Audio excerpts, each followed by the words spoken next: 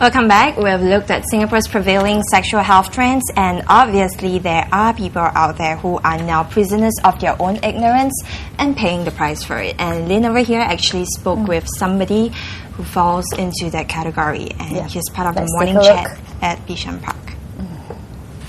After I graduated, I come out to work. I do have seriously, I do have about 3 to 4 relationships. I do have sex with in all my relationships, and actually I do have casual sex. I mean that basically when we are men, you know, besides eat and sleep, I mean sex is important to every human being. You know, I do have a protected casual sex because I'm quite careful on that. But when it comes to love, I'm rather weak in that, in the sense that I think love in general is blind. So how many people have you slept with, you think? Oh dear. I really cannot recall how many people I slept with in general, but definitely more than 10. After that, you fell ill recently? About 3 years ago, actually, I felt ill. Okay, and actually, I was just basically like losing weight. And I was having high fever. I seek medical attentions from my GP. And that's how I found out that when I do a thorough health screening, that's how I found out that actually I'm positive. How was the experience like finding out that you were HIV positive? Oh, that's very horrible. I can tell you that when I know that I'm positive, I was totally at a loss. I just want to end my life because I felt that there's no hope at all. I remember that day I was pretty busy at work, and the GP actually called me up and say, oh, I have something urgent to inform you. Once I go in, he said, oh, I have bad news to tell you. And he said, oh, you're positive. Oh, I'm going to inform you to Ministry of Health. I'm going to refer you to CDC, which is a Communicable Disease Center for treatment, and that's it. Okay, any questions? Okay, you can go. That's it. There were 2 more patients actually waiting to collect medicines. And what I know was that, and she just shouted out, call my name, and she said, you have AIDS, right? You need to fill out the form because we need to inform Ministry of Health. I was like totally humiliated on the spot. But at that time, the first 6 months was very tough. I went into a state of depression. I just basically go to work and I go home, you know, hide myself in my rooms, you know. Didn't do much. So when you had those dark thoughts, did you ever feel like you deserved it? I'm accountable for my own actions. You know, I chose this path, okay? I know that I make mistake, but who don't make mistake, you know? Yes, I admit that I do have unprotected sex, but sometimes when you're in a relationship, you're willing to do anything together with your partners, you know.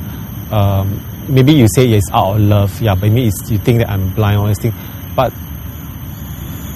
how do you define love? I think basically for when men who have sex with men in general, okay, you know that there isn't a concern about getting pregnant or whatsoever.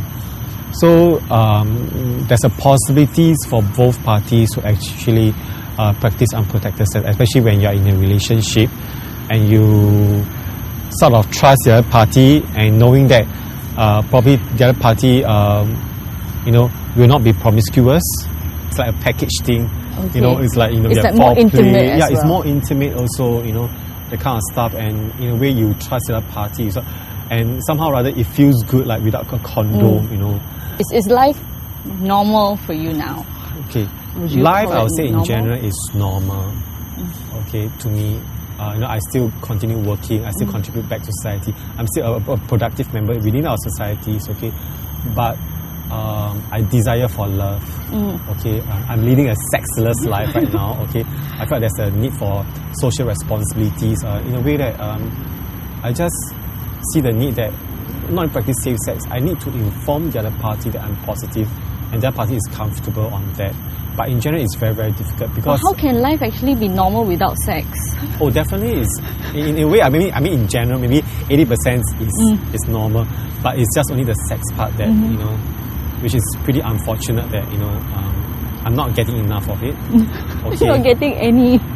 I would say rather say not getting any from it in a way, because when you tell people that you're positive, I don't think nobody wants to put themselves at risk of having sex with a HIV person. So you say that you have come to terms with the condition, Yes. with what you have. But don't you find that the fear that you have is an indication that you actually haven't come to accept it fully?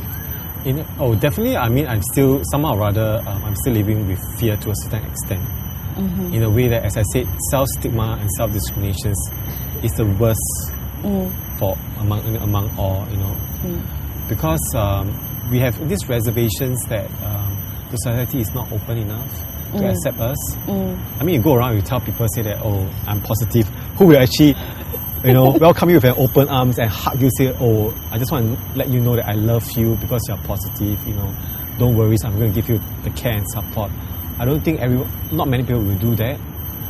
So somehow or other, only when one day the society can accept the fact that HIV is a chronic illness and people like us is just like any normal human beings. Yeah. So, David, what happens if you learn that you are HIV positive? Then what happens after that? And what is your advice to caregivers for such patients? How do you care for such patients, basically, like family members? Because I understand, I think the man in the video, the patient, he did not actually inform his family members that he. Yeah.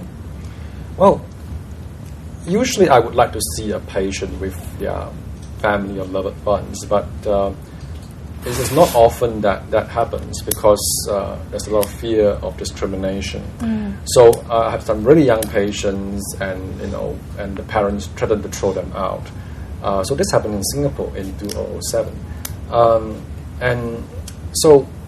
But I've also, at the same time, I would say that there are some family members who are really, really supportive, and that's, I think, the main reason, the fear of rejection. And in some situations, it's very real. I mean, if you are still studying and you have no income, then and you get thrown out, where do you go in Singapore? There's no homeless shelter. Well, there are some small places. Yeah.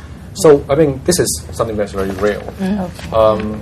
And the other thing is, and if they do come with their family, then I often like to reassure the family it's perfectly okay, and the only way you can catch HIV is by sexual contact or blood even with broken skin. So it's really, really uncommon in a household setting. Okay. This information is often, you'd be surprised in Singapore, people don't seem to know that. Yeah, okay. George, is the issue of stigmatism really very bad?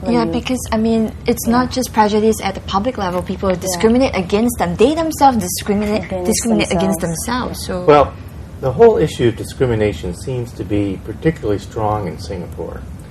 And one of the things that I've observed is that it seems to be much more common for people with HIV to be open about it in other countries. And just to give an example, we used to have a fundraising activity called Writing for Life. Okay, and that actually ran for 4 different times, every other year. And every time there was at least one person with HIV, on the team from Singapore. By and large, they were very cagey about people knowing about that. Okay. And generally didn't want that known. They certainly were not public about it. In 2003, we did the ride with the Malaysian AIDS Foundation. And there were 3 individuals there who were HIV positive. They were giving interviews. They were open about having HIV. And it was no big deal for them. But the Singaporeans would not do it. And I don't know exactly what it is, but there is a very, very strong stigma about it. Now, in some senses, I think part of it, is that it's kind of a vicious cycle in many respects. In that people with HIV, for good reasons, don't want to come out. I certainly don't blame anybody for not wanting to be public about being HIV infected. But what that allows the rest of the population to do is to believe that they don't know anybody with HIV. They probably do. They just don't know it. Okay. And if they knew that they know somebody with HIV, then the person with HIV stops being a category and starts being a person.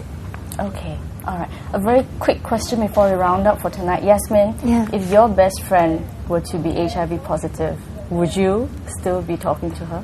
Oh my God, of course. I'll be there for her, seriously. Okay, Yeah, okay. definitely be there for I her. think we are done for tonight. Yeah, Celine? unfortunately, we are running out of time, so that's all we have for you tonight. Thank you for being with us, and many thanks to all our guests as well. Thank you. Now, here's the Razorism for this evening.